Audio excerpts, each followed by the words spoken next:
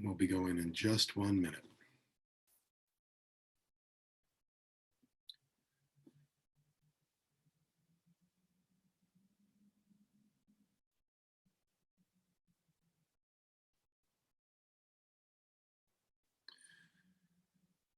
Well, all right. Welcome, everybody.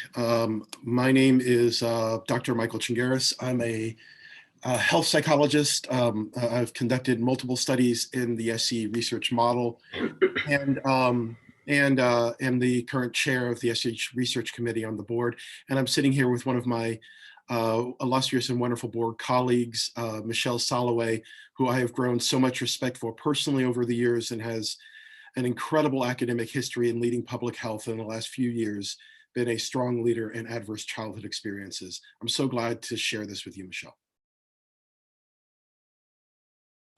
Thank you, Michael. Likewise. It's very exciting to be able to do this today and bring this information to all of you. And thank you all for joining. So thank you, Michelle. And just a little housekeeping. Michelle and I are going to do a brief overview of some of our committee work and some of the future directions that SE Research is working in at the moment. And then we're going to pass off to Danny Brom, who's a leader in the field of traumatology and trauma research, and Gina Ross, who along with being an incredible SE faculty, has also been a leader in working in high conflict zones. So to start us off, I thought I would share just a little bit about our committee work and what we're doing and some of our next steps. So the first thing I want to just say is welcome. I'm really glad you're here. We're trying to grow momentum, build community. Please don't let this be your last engagement with the research community. If you have a project that's interesting or exciting, bring it to us. Even if you haven't conducted research before, we may be able to help you get some support in doing that work. If you have a project that's mid-stage, we're very happy to support your work as well. And our SE Research Committee's vision statement is advancing research and somatic experiencing.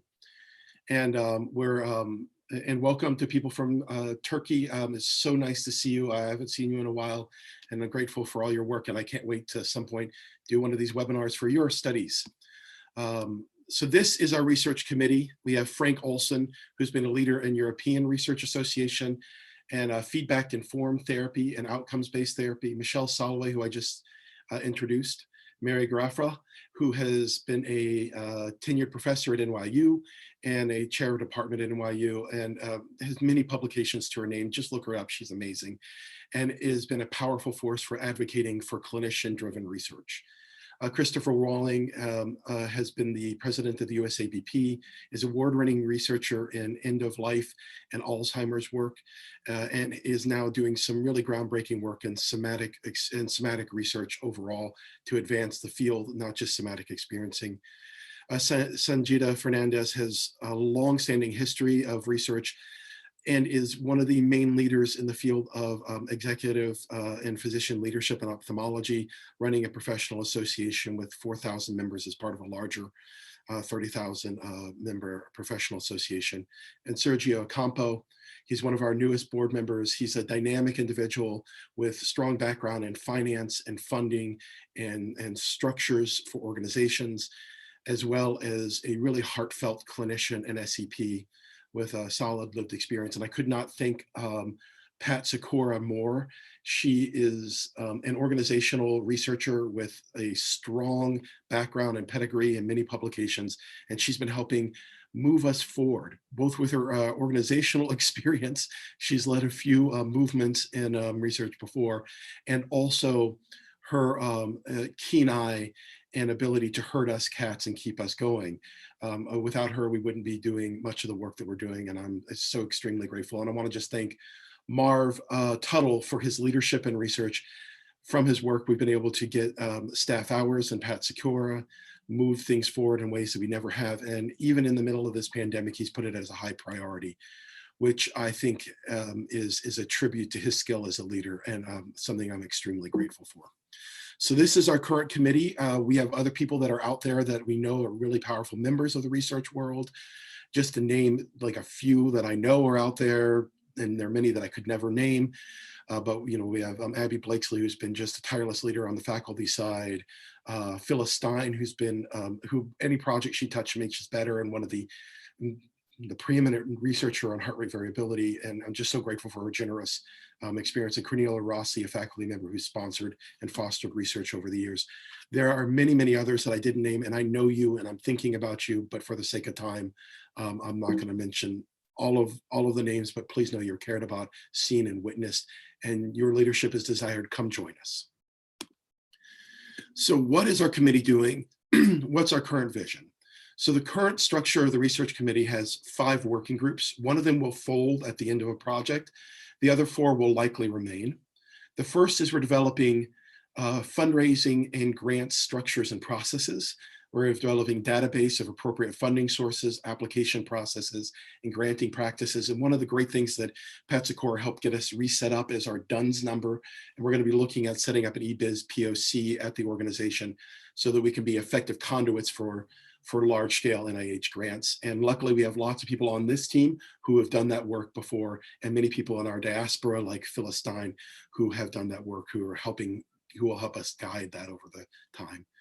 The policy and overall strategy group, right now, all of our research committee is on that.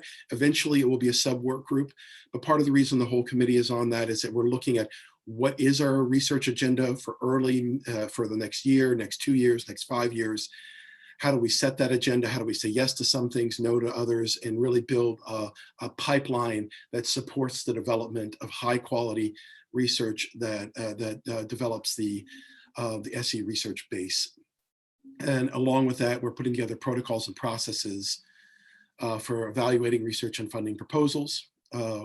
The Organizational and Collaboration Committee, which this webinar is in no small part coming out of, is working with identifying collaborators and organizations and making recommendations to leadership about how to partner with research organizations at the university level, at the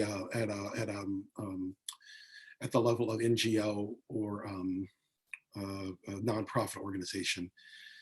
The White Paper Development Committee, it's working at developing a really high quality white paper that will be aimed at institutions and research organizations and researchers that will detail 3 core parts of research. One will be, SE has fundamentally been built out of the biophysiology evidence, so it has always been rooted in the science of biophysiology.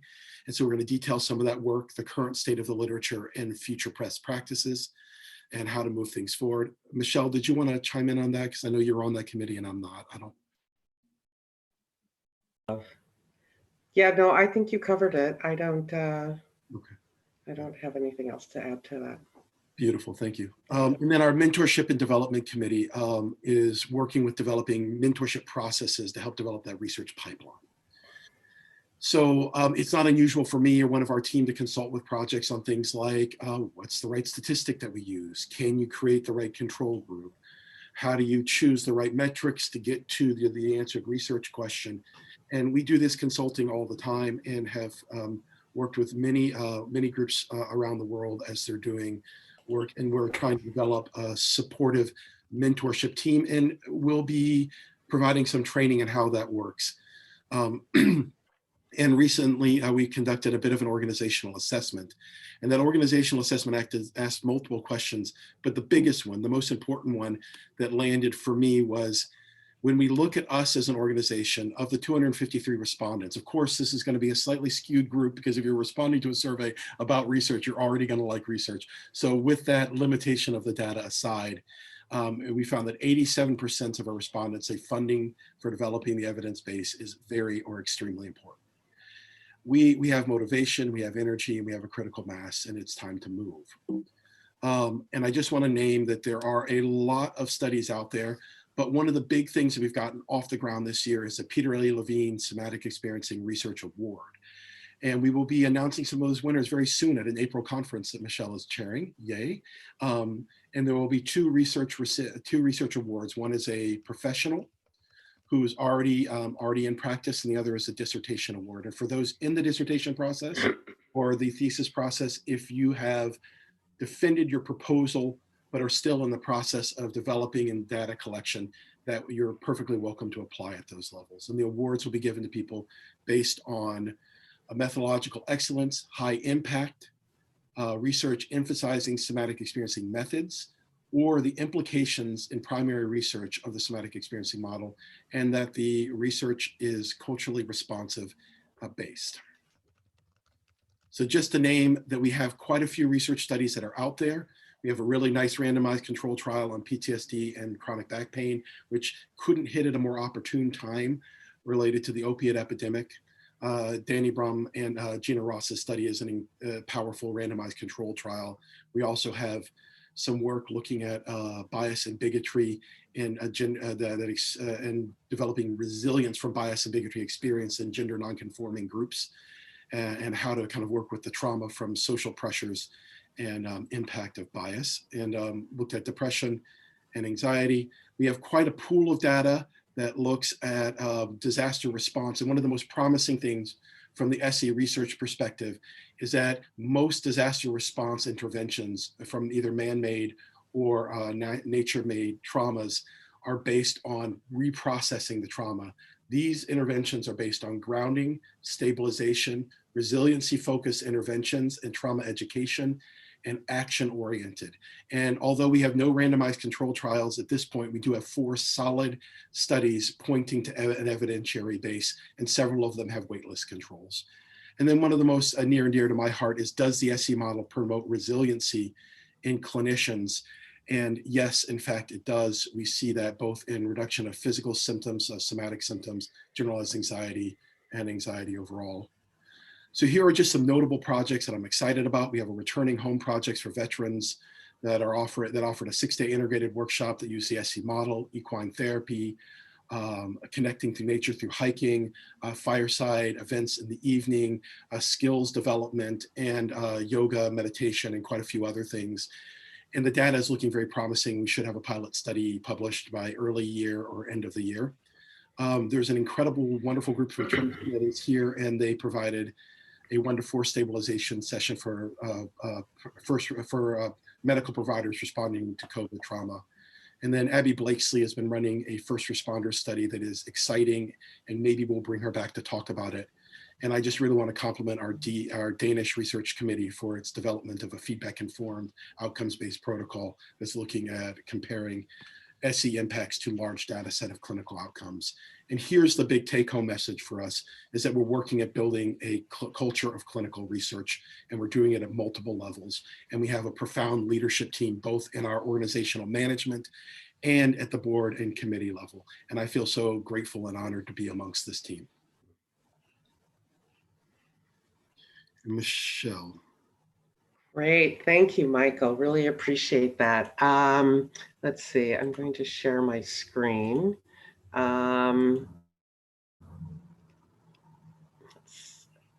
Okay, what is happening here? This is what I want to show. So can you all see this? Is that showing up? God. Yeah, we can see it. It's pretty clear, although I'm mostly getting your Word document. There. Okay. Great. So you can see the slide now? Not the slide. I can see. Oh. It's a Word document that says originally. No. You shouldn't be able to see that. Sorry. Okay. You should be able to just see the PowerPoint slide. Now it's shifted to a beautiful photo of flowers. Oh, okay. So let me move this over here. I guess it's doing it this way. Sorry, people. technologically. If this wasn't challenged, how's that? Is that working? Yeah, this is 2020 in a nutshell. Okay, great. Michelle, can you hit that button that says start presentation? Because I think it'll be. I did that. It's showing up. You know what? I think what's happening is I've got a multiple screen, and let me just turn this one off. Can you see my screen? See the flowers again? You still see the flowers? They're very resourcing and lovely. I'm sorry, I'm not sure what's happening. I turned off my second screen, but you're not seeing this screen. Oh my gosh, this is I a have a, I disaster. have a feeling that if you turn on your second screen and then shift the other document into that screen, it'll work. And if you just get it back, it's probably. Yeah, that's what I just tried to do. I do apologize, people. So sorry. Also, if you want to I email it to me, I can get it done on my side. And Rebecca has it. There I've it is. also There it is. There it is. There it is. You're doing fine. It's showing again. Yeah, okay. it's Is it showing it as a slide or as a PowerPoint? it's As in a slide. PowerPoint, but it's Okay.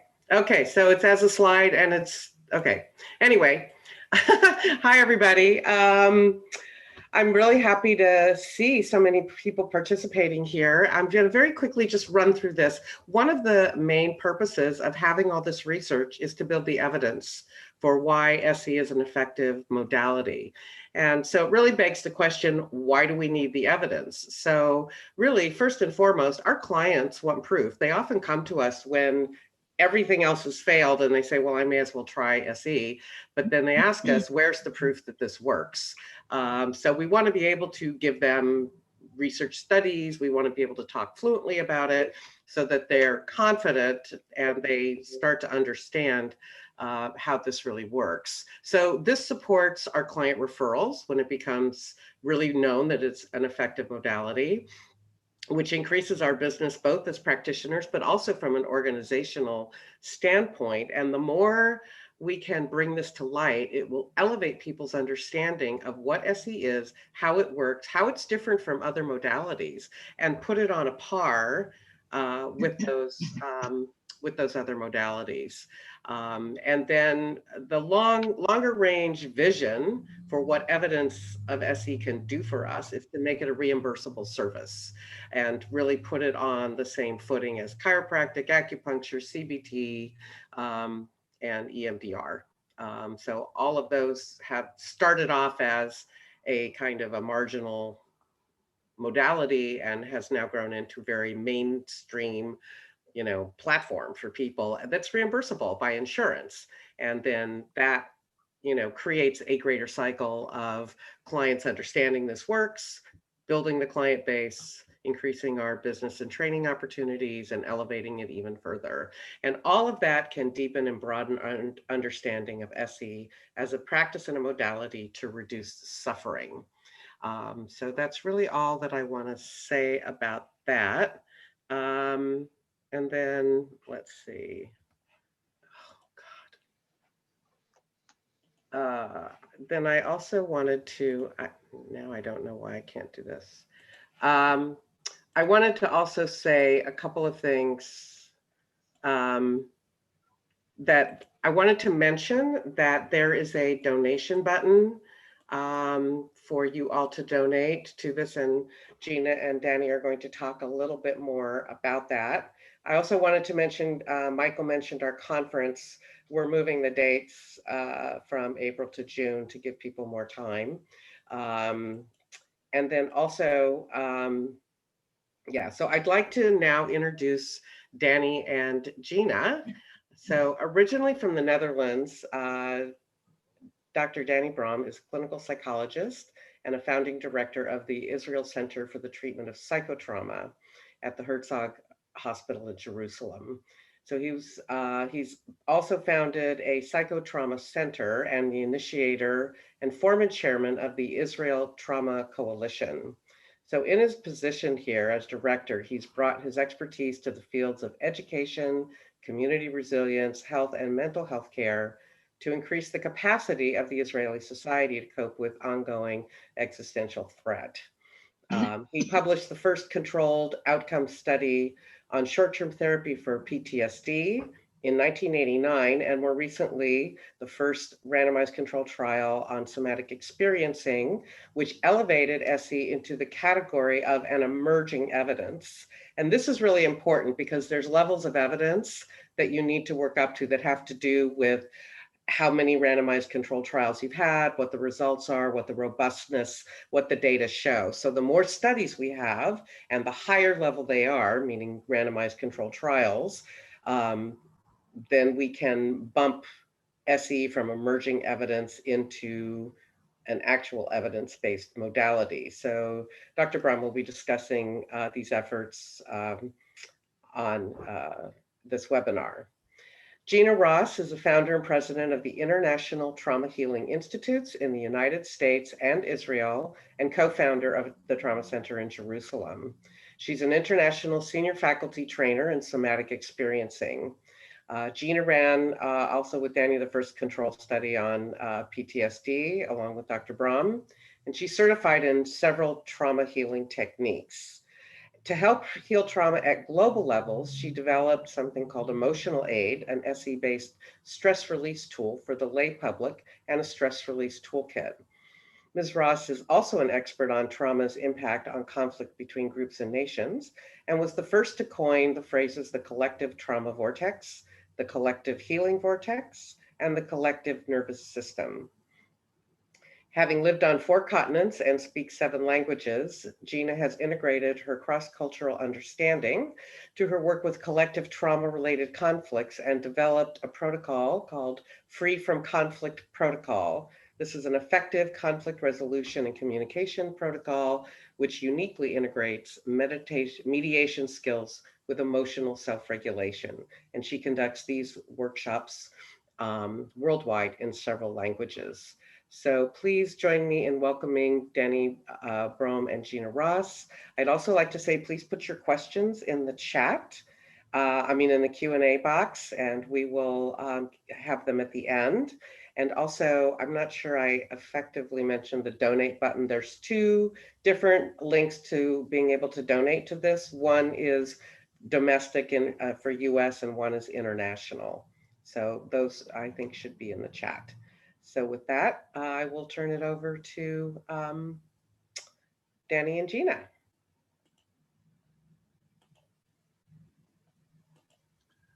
Can you stop sharing your screen? Yes. Oh, yes. Sorry. Stop share. Sorry, people. And maybe, Michelle, we should turn off our cameras too. What do you? Yeah. Also, I want to say that oh, there we go. Good. It's gone. Thank you. Okay, Danny, do you want to say something and I get off in a moment? Okay. So I met Gina more than 20 years ago when she proposed to bring Peter Levine to Israel and to Palestine. And since then, we've been adamant to get SE to a national system, which Israel is a small country, so there it's possible to get it to a national level.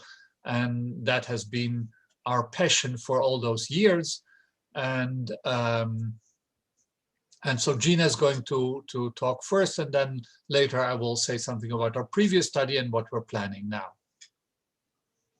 Oh, I was expecting you to start talking about the research, but that's okay. That's good. It has been a real pleasure. Actually, I have to tell you, all of this has been possible only because Danny responded to my initiative to bring SE, to bring Peter. When Peter said something that trauma was at the root of violence, I thought I have to take this to the Middle East. And I went to Israel and I searched and talked to many psychiatrists, many therapists, and nobody responded. The only one that responded was Danny, and he said, this is great, sounds very exciting, I like the energy, I will help you. And we created this conference, brought Peter, it was like an amazing conference, 300 people. We brought people from the Palestinian territories, we brought them from Turkey, people came from all over. We had 20 people that came with Peter. And this is what launched SE in Israel, where it's very well received and very needed. And we'll show you the rest of it in the next few minutes. So Danny, the floor is yours. Oh, okay. So I will share my screen. And okay, so what I will talk about is what we actually want to do, and that is create this evidence base for SE. And one of the main problems in doing that is to to do that with post-traumatic veterans. That is quite a task to do, because the military responds much less to any other therapy also. And so we really need, as you know, we know post-traumatic veterans, it's totally in the body and in their nervous system. And when you talk to them, it's as if they don't hear very often. And so this is our chance to do something about it. Okay, so I want to tell you a bit about the field of comprehensive veteran care. Last year, there was an enormous review and meta-analysis of what is happening with veterans. And what the problems there are with the veterans is, one, they do not really turn up for services. It's really a minority that turns up. If they turn up for services, then therapy, basically the so-called evidence-based therapies, only help 1/3 of those who come up to get out of their diagnosis of PTSD. And the third thing that is really up our alley, that this review says, and it's with all the who is who in the veteran care world, is there's a lack of new treatments that really can do better. So that got our attention, and that is where we are going. Now, this is what we did, and we published in 2017. And basically that was the first randomized controlled outcome study. And basically these things come out of frustration that there's gold in somatic experiencing, but you know, you have to dig it and you have to develop it. And the method is there, but the evidence base is not. And so I became very frustrated, both with Peter and with Gina. And I said, do your homework. And then they said, well, can we do that together? So we started to do that because at that moment there was no previous randomized controlled study, although SE is popular and it's very, it works, but is there a method that really shows we can do this without re-traumatizing, without the high-level exposure that a lot of methods go into? So for that, Gina developed a protocol where in each session, there's the purpose, the review of where are we, the psychoeducational targets, the therapeutic activities, exactly what are we going to do in each session, and the homework. So I'm going to really run through this, but you know, let's take one session, session number 3, where the purpose is to introduce titration and pendulation. I don't have to tell you what that is, and how to use the story to trigger activation, but stay at the same time on low levels. So review of symptoms, reviews of ability to ground the self, review of ability to tune into the felt sense. These things are all clear to you as practitioners. So it's really becoming a protocolized treatment with, of course, the necessary flexibility to really work with a patient. We are not going to tell anyone in the 3rd session, you say this and that.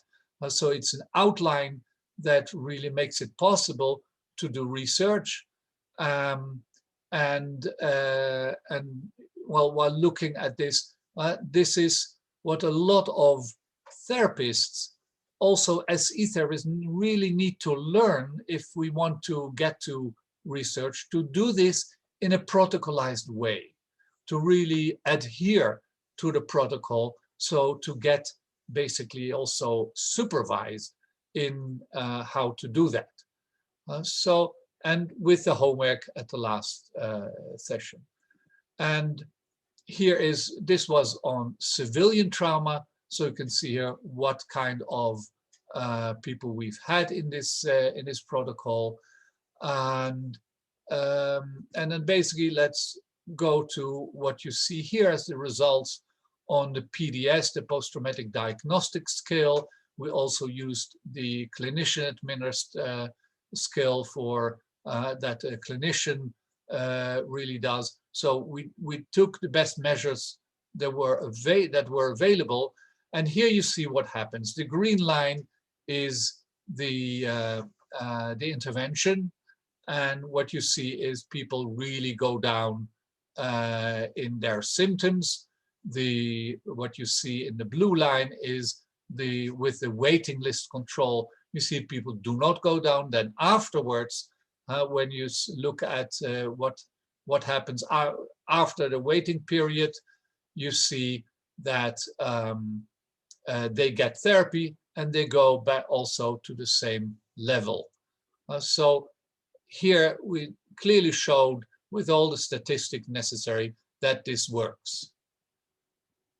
So what we saw is 44% of the people lost their diagnosis of PTSD, but in 70% we saw significant improvement of symptoms, really going down a lot. So that is where we actually are. I don't know whether, Gina, you want to say something about this? Yes, very much so. I would like to say about this before you continue. Would that okay with you? Is that okay if you get off the share screen for a moment? Okay. And you need to put the screen on, your camera on. Yeah, there we go. Okay. Okay, so just one slight correction. Actually, Peter and I were interested in doing the research and thought about it and then eventually brought it to you. The interest was always there. The question was how to get it done.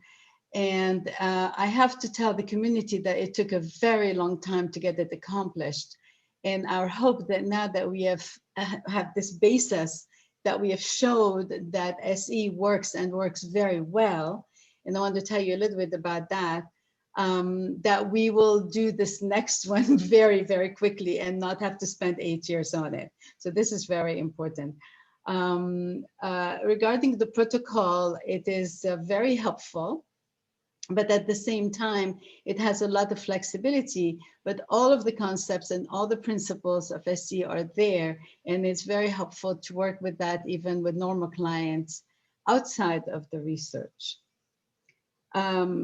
Regarding the results, while they were excellent, they could have even been better.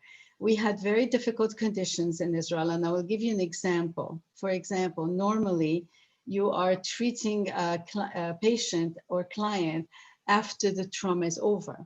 But we had a lot of terror attacks going on, wars were going on while we were doing the research. And an example, one man who was in charge of the community where he lived, whenever there was a terror attack, he was the one that went on location and took care of everything. He was doing excellently in the research, and I think it was like session 14 or something, was coming down to almost 0. And then there was another attack where a baby's throat was slit, and he had a young baby at home, and he went into a very terrible trauma vortex and distorted a little bit what was going on in terms of the results. And on, there were cases like that. We had like 6 cases of car accidents that were in suits, and they weren't as motivated to get their symptoms gone so quickly. So we had to work with that too. I supervised all the cases. I saw the complexity of it, and we handled incredibly difficult situations. And then he said, that was good, Gina, because it was the right thing to show as results. Later on, we can show even better results. Otherwise, they wouldn't believe us. I mean, truly, people were really going down to 0 in their PTSD diagnosis. So that was really fabulous. That's what I wanted to add about this part. Okay.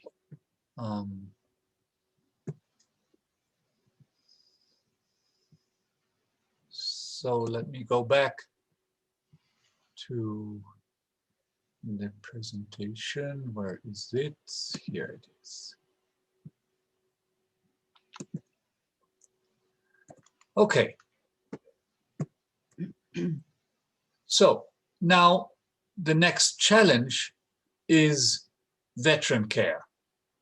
And knowing the problems there are in veteran care, we basically see a model of veteran care where we need to take veterans who come out of service, have seen people die, have been in combat.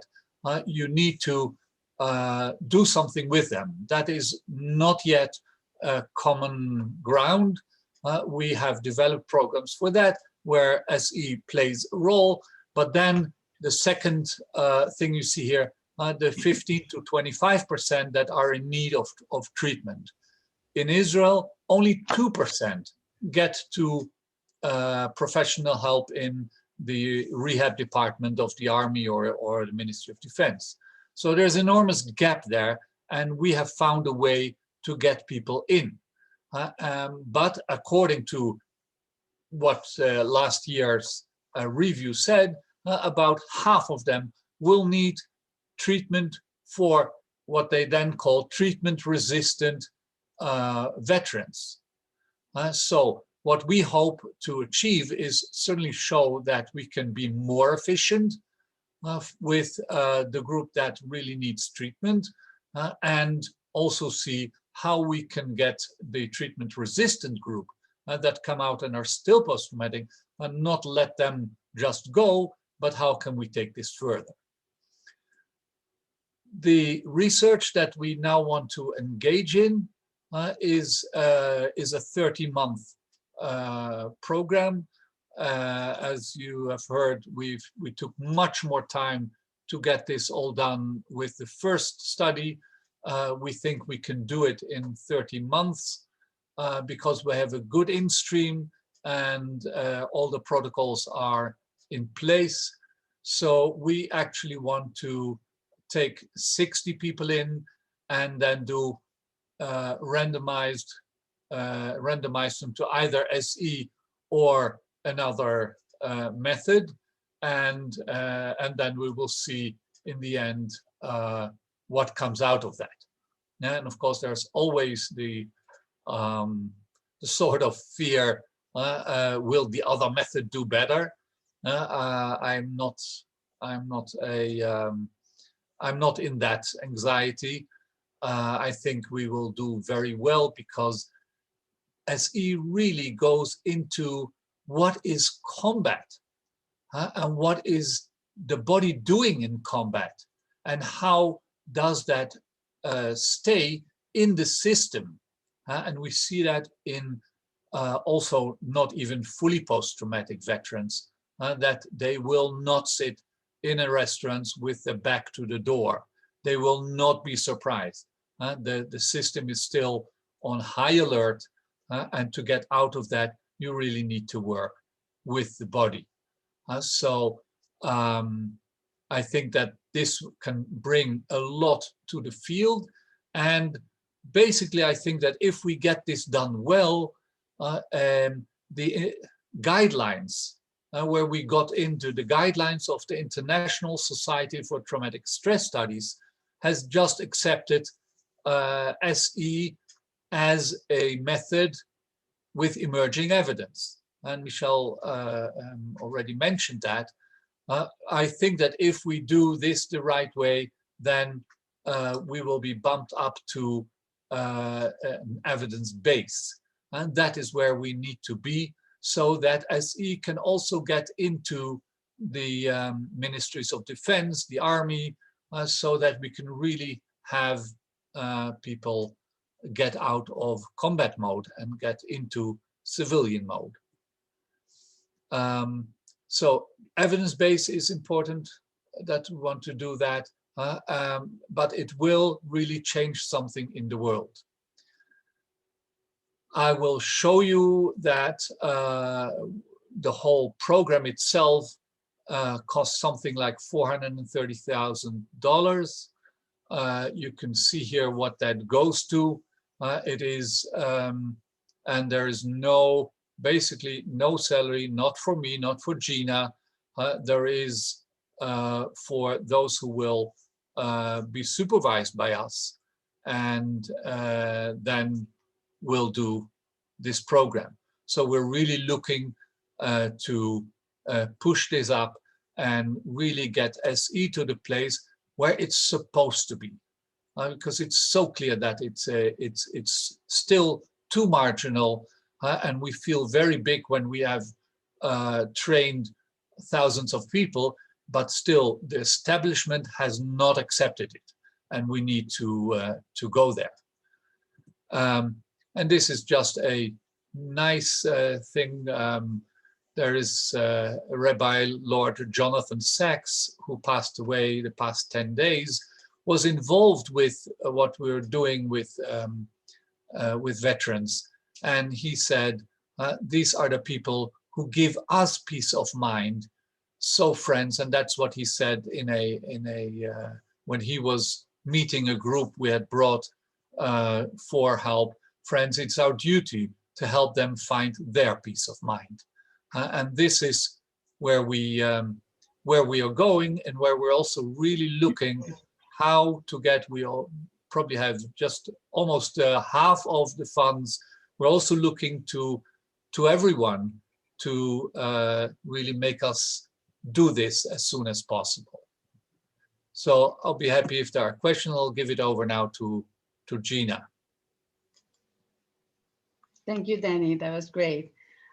So there are different things that are very important for us in terms of this research. First of all, the veterans themselves. As Danny said, a lot of the other techniques that are proven to work actually don't work with a lot of them, or don't work sufficiently. And my team in Israel has been working with soldiers now for quite a while and doing excellently there. And we see the possibilities of SE that are tremendous. So there are several things then that I can imagine happening actually. One is that, for example, the Israeli army is already giving questionnaires to soldiers when they get discharged from the army. So now we will be able to add hopefully a questionnaire about somatic symptoms, and then see if they're activated, propose that they will have on the spot a few sessions of SE as a prevention for future trauma in the future. And as Danny said, we can direct it to the whole fight, flight, freeze response and orienting response in a very specific way. We're very skilled at this in SE. That's one thing. The other thing that we thought, we will be training, hopefully, all the staff, the psychological staff of the Army. We've been in touch with them. I've done a couple of inquiries there. The chief psychiatrist of the Army is working with us. They would be more than interested once we have the results to really implement this. The third thing that is really even more preventive, more extraordinary, is to give the training of emotion aid to the soldiers. So during their basic training, so that they can prevent being traumatized after. And I can tell you the incident of one of my students who is a commander in the Reserve Army, and he was taking his soldiers during one of the wars, the latest wars of a few years ago. They had to go conquer a hill every day, and they couldn't see the position of their army, and Hezbollah was hitting on them every day. They got very discouraged, very upset. They wouldn't talk to their parents. They were very angry. So he did with them something really lovely. He took the infinite sign and put it between two trees and had them walk the infinite sign while they were thinking about the issues that they were feeling about it. They regulated much more, were able to get to the base, get back again without complaining, talking, calling their parents, being able to talk to them. That was in vivo, something that was happening right then and there. So the emotion aid training for all soldiers, first, it will prevent their own traumatization. Second, I was working with a special unit leader who was talking about how the training itself was tremendously painful and very excruciating on the body. And we knew that we could help them with SE to discharge all of that tension in the body, even just from the training. Third, their action when they're centered would be much less impulsive and much more directed. And that would be really helpful, even in terms of just functioning as an ethical soldier. So there were so many layers that will change in the system. And also both armies work together in tandem. So anything we accomplish in Israel will pass on to the American army here.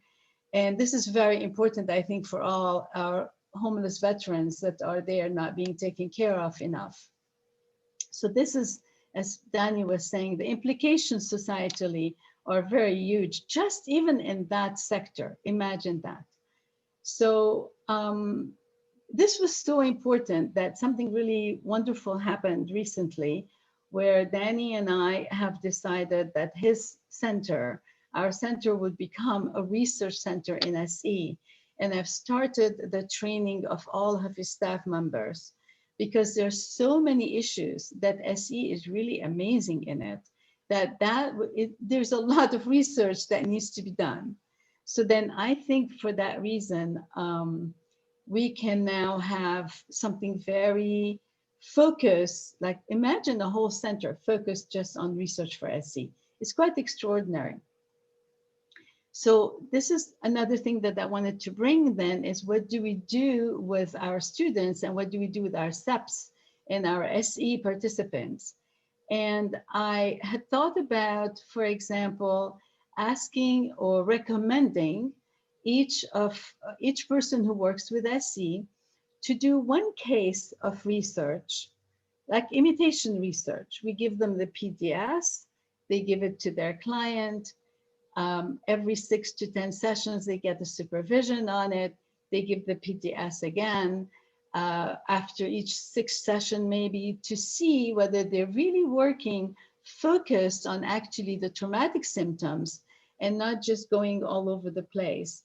And then they will be able to also work with the developmental issues. That doesn't mean that they have to stop the therapy at 15 sessions, but they will be oriented. They will really learn how to orient themselves towards working in a very pointed way towards healing trauma and PTSD, which is really our middle name. The last point that I wanted to bring up is, why is this happening in Israel? Why these two research are taking place there? Israel is a small country. It has been in a chronic state of alert and hypervigilance because of terror and wars. And also because it's small, we have more control, we have more access everywhere. And because of it's a young country, it's a young nation, and it has not been able to ever settle and be feeling safe. So there's a pointed interest in helping the population. So at that point, I thought it's kind of a laboratory for us to really make something work. And as Danny was saying, the Ross model is to take SE to all of the social sectors that interface with trauma. And part of it is this: if we have the research, then we get everywhere. We get into the hospitals, we get into the school system, we get into the medical field, meaning the hospital, but also the doctors. We get into the NGOs and what's happening. We get into the first responders, all of the sectors that we identified, including the media, for example. So it's something, I think, that supporting this endeavor is not just that we're supporting another little experiment. I think we are building a base of real professionality and credibility in the system. This is where we are right now. Everything has to be researched, and we need to do our part, and we are doing it, and we need your support for it. And I thought, what happens if we engaged every single SEP around the world to donate the equivalent of one session, one full session, and we will have not only money for this research, but the ability to start other researches too. So I want to invite you to participate with us in what we're doing. Give us your ideas, give us feedback, but also give us your energy in how you would like to participate with us. We will set up something. I was even thinking about the possibility of creating a supervision just for that, for the people who would like to work with a couple of their clients in a research mode. What would that look like, and how we can help you with that? So on that note, I think we're very lucky that SETI is at the level where it's at right now, putting up something like the webinar and the research committee and the quality of the people that are working on it. I really believe that we're finally in good hands, and I wish us all very good luck. And we're open for questions. Gina and Danny, thank you so much. This is Rebecca speaking. There were a couple of questions in the Q&A that I wanted to point out to you. There is one from Cheryl.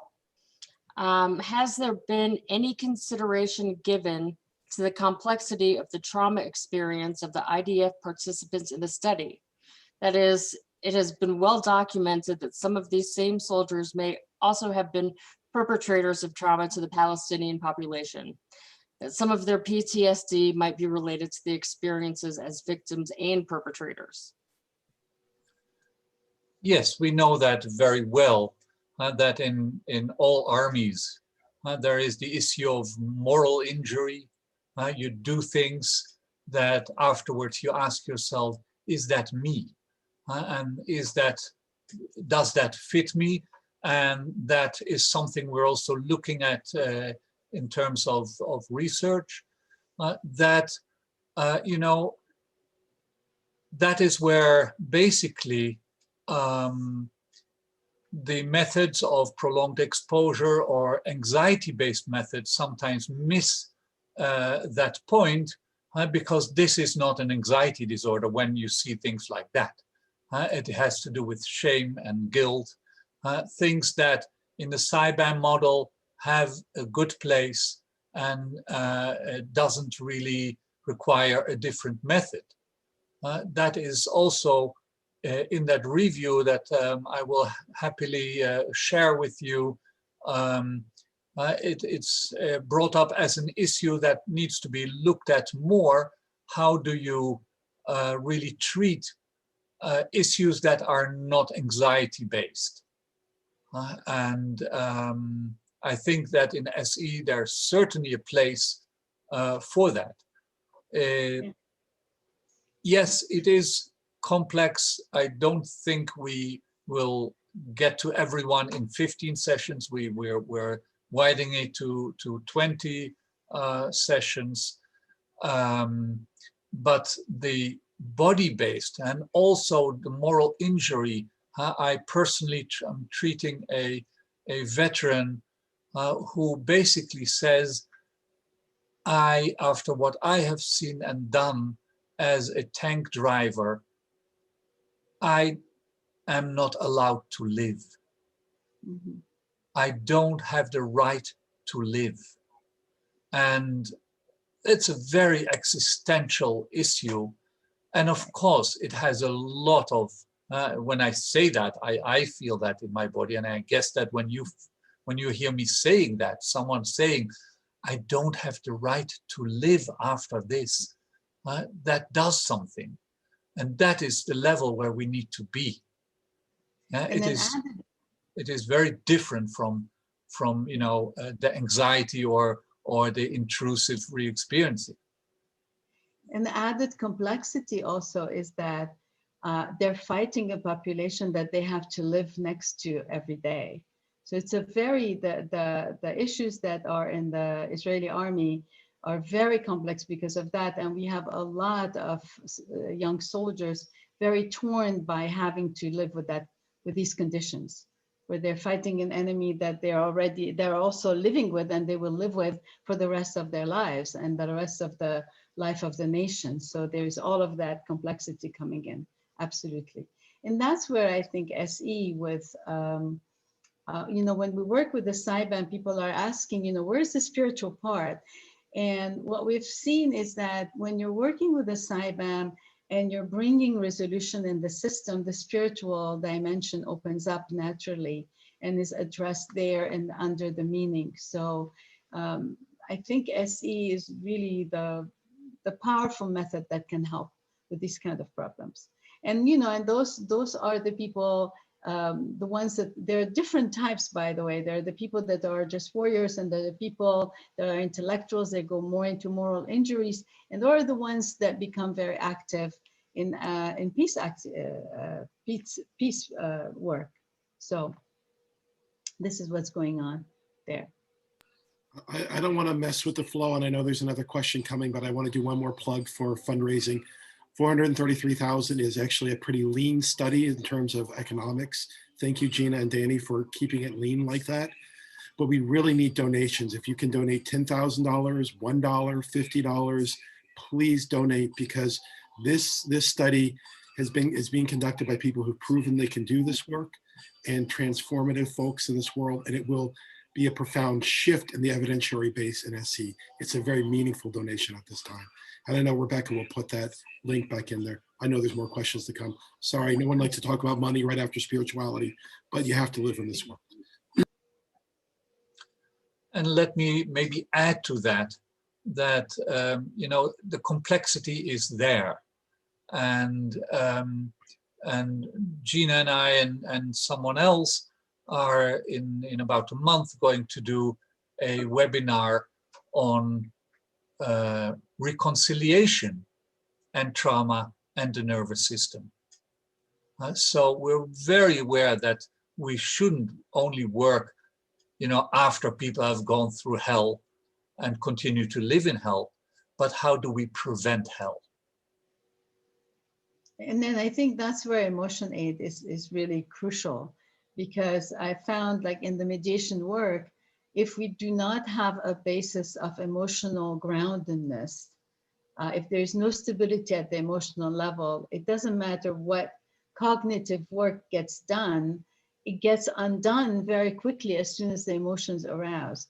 So we're doing also some research about emotion aid, but emotion aid not only to help people deal with stress, but also as a preventive technique where people are really exercising their emotional muscles ahead of time so that they can cope with difficult situations with many more resources, and they don't go into patterns of overreactivity or impulsive action or all kind of symptoms, as we see, on the CyBAM, that can happen from dysregulation. So we're working on all the cylinders, hopefully, in terms of the different sectors that we need to work with, the different techniques that we need to apply, the research, the different work. And this is where we really, I think as an SE, as an international SE community, if we were to share that work all together, it would be tremendous, because we're working at all these layers at the same time.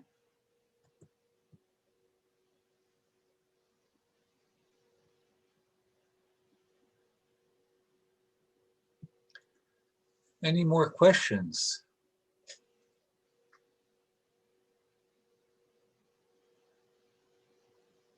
It's so I have strange. one from, it's Rebecca again. I have one from an anonymous attendee saying I missed the beginning of this lecture, so I'm not sure if this is covered. SE is a hodgepodge of approaches, some which fit into mental health psychotherapy practice and some which fit into bodywork practice. Is the protocol used one that limits the protocol techniques to the broad interdisciplinary scope of practice that is SE, or is it tailored to the scope of practice of mental health? It seems that its broad applicability of being evidence-based requires it to be reproducible within the scope of practice of those who can actually use the technique in their practice. Yeah, I always like hodgepodge. But to be honest, I don't think that SE is that. Certainly when you get to the level of a protocol, it is very clear that it becomes something that can be done elsewhere also. And I would love it if we would be able to do a similar research in other places. So if there are people here in settings where they can really do research, let's be in contact and get that going. Because we do need to show that we don't only have good results in that complex place of the Middle East, but we need to show that this is a method which brings us good results wherever we do it. So I really invite you to be in contact either with us or with the research committee to get us to work together on this. I think also the one part of the question might have been about the difference between the body workers and the psychotherapists. And this research is particularly directed to the psychotherapists for sure. And I think the next research, then we can do it that way. You have to remember where we're trying to be accepted. And in the word that we're trying to be accepted, psychotherapy is the name of the game for the moment. So once we get 1 or 2 or 3 researches done that way, then we can bring in the body and have the body workers do it. And that would be amazing. Then we're like, really, that's what I'm talking about. SE is a source of endless exploration, capacity for dealing with so many different issues in so many different ways. It's really extraordinary. That's why I think a center based on really focused on being a research center can bring us all these goodies together. That's where, and it could be international. It does not have to be located at all. The next, even the research that's done by the center does not have to be located only in Israel. The center can be working with any other places in the world, the way Danny was suggesting. So truly, I think that my wish for us is an explosion of creativity and of energy, knowing that we have found our way. We do have our foot in the legal accepted field. And now it's up to us to just really do a very, very big footprint. So I'm a clinical psychologist. And to be honest, I didn't have a body. I didn't have a body until I met somatic experiencing, because in my psychology development and until much later than I did my PhD, the body was only the transporter of the mind, and we treat the mind. And it took really time to realize that that's very strange, but it's still the mainstream. Also, where sometimes I teach at Hebrew University is you work with words, you work with the mind, you work with the cortex, and anything below that is not our field. And that is exactly, I have had to unlearn such a lot of my biases in order to be able to work with mind and body at the same time. But it's very important that you mention, because we only use people that are approved by the Ministry of Health, that are, so that is not body workers at this moment, that is clinical psychologists, social workers, psychiatrists, who have the full training in their respective fields, and then have learned somatic experiencing.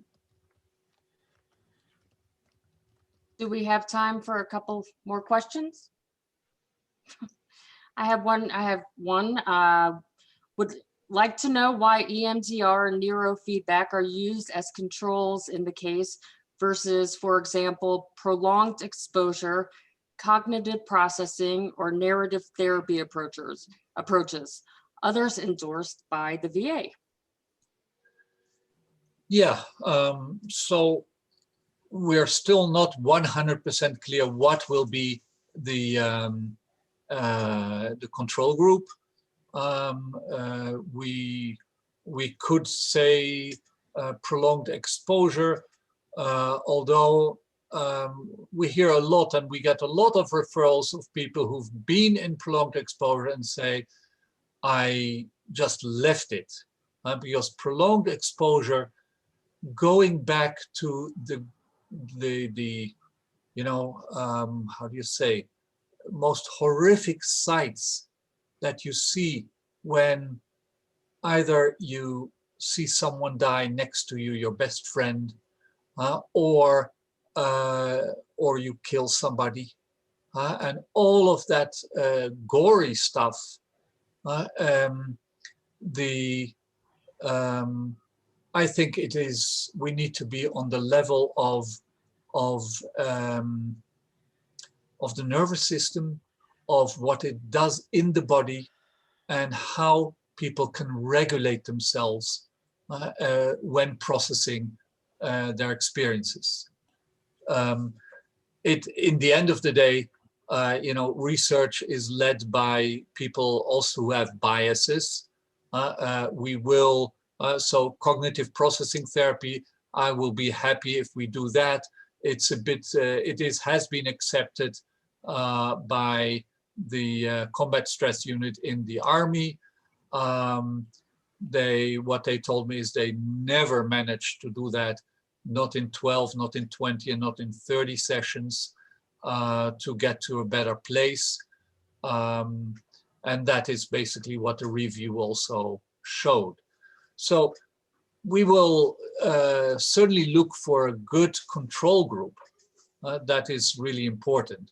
But with veterans, there is not really a golden standard. That is what we need to understand. That is what this review basically said. I just had a crazy idea, Danny. Why don't we do like 30 for EMDR, 30 for PE, 30, you know, like all of them at the same time? That would be amazing. It would be quite amazing, but you know Price more money, that's all. what kind of a price tag there is to that idea, because we want it randomized, controlled. So yeah, I'm all in favor. Actually, my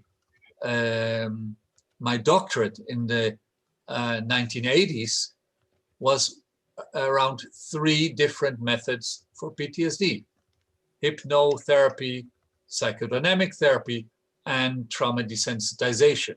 Now things have really developed, but it's possible to do that.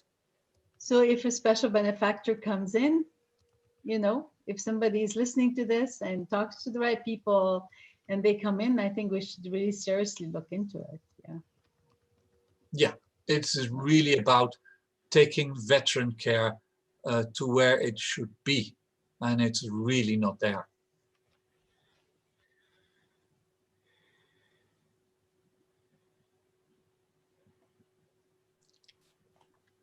Do we have time for one more question?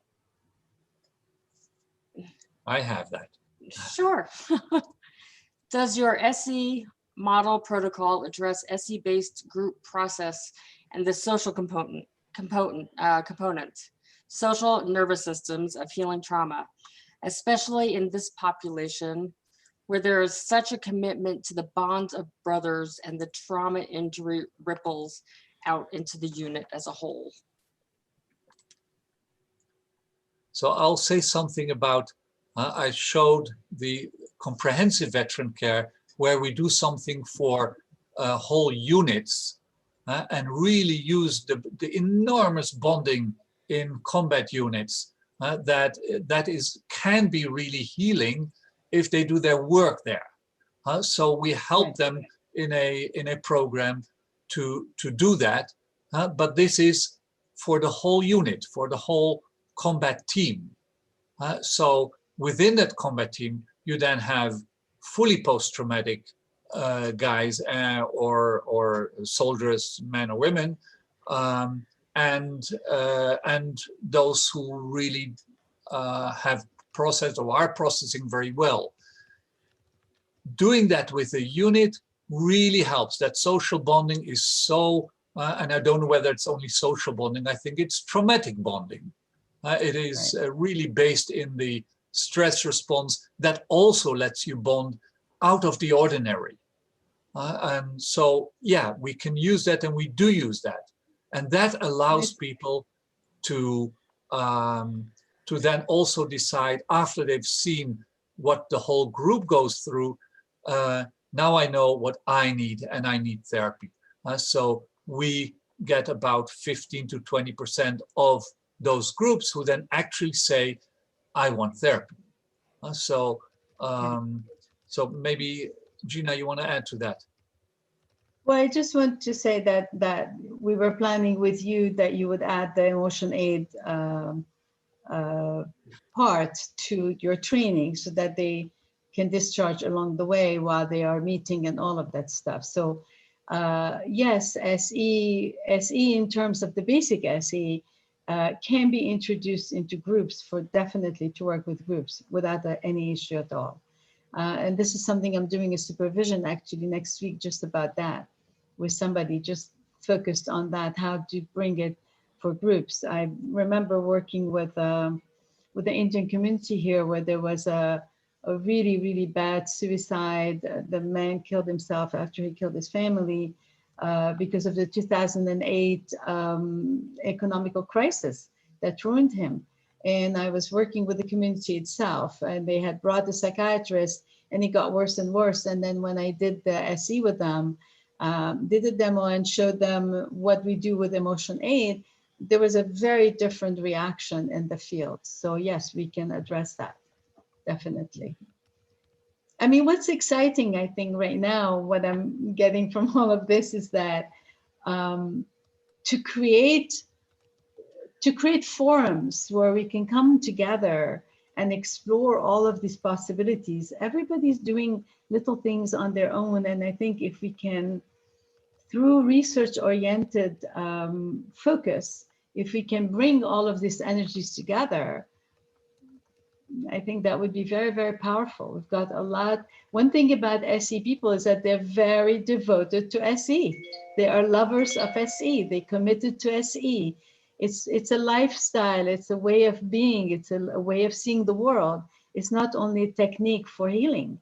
And I think that if we gather that energy together, this is the time. You know, we waited for many years, but this is the time. We can just go on, and we have a structure that can contain us and hold us both in the center with Danny as truly a very, very experienced researcher for many years, and with what Marv is doing right now and his staff are doing with SETI. So this is my last plug for all of us. Yeah. And I must say, this is a very non-SE meeting, because I don't see you. I don't really, and I would like to see you. Bring everybody in. Contact. Yeah. But that is bring also, everybody in. at the same time, it's also an opportunity to exchange information and know that we really can move together. Yeah. So I just want to say thank you so much, Danny and Gina, for this wonderful, wonderful presentation and opportunity. And thank you all so much to all of you who participated. We've gotten such an overwhelming response of people who are interested in engaging in research and with us. So we will be in touch with you more about this. And yeah, this was just, this was kind of our research committee's first webinar. So we're really thrilled at the response, and thank you so much for coming on today. We really appreciate it. And you can also, I'm not sure what the right email is to contact our research committee. Rebecca, if you could put that in the Q&A for people, that would be good. Just use mine, it's fine, Mike Chingarrison. Okay. I've also put mine in some of the answers to the questions. We didn't get to every question, so we will be reviewing it and we will be answering them and sending that out to the participants as well. So Michael, did you want to say any last words on this? We have both a lot of power of work that we have behind us and a lot of work ahead of us. Let's do what SC does best, which is connect socially, engage together, and create what Gino called for, which is a dynamic, creative, and vital research community. I think we have a lot of possibilities and really a lot of opportunity together. And one of the great things that I've gotten from research is friendships and people and insights and knowledge and a growth as a human being. So let's lean in together. And I just want to note Michelle, Danny, and Gina's incredible generosity with their time, their intellect, and their energy, and really just honor them. And particularly Danny and Gina, who fought against many, many odds to get that first study out. And for not, frankly, being so frustrated that you gave up with our community for fighting with some of those odds, Gina. I just want to honor you and honor your decency and integrity. And thank you, Danny. I'm looking forward to more. And my therapists, my team of therapists. Yes. They were wonderful. They were amazing. It's all because of them. Exactly. All right. Thank you. Thank you very much, everybody. We'll be back in touch with the slides, the recording, the answers to your questions. Thank you all again so much. Have a great day. Bye.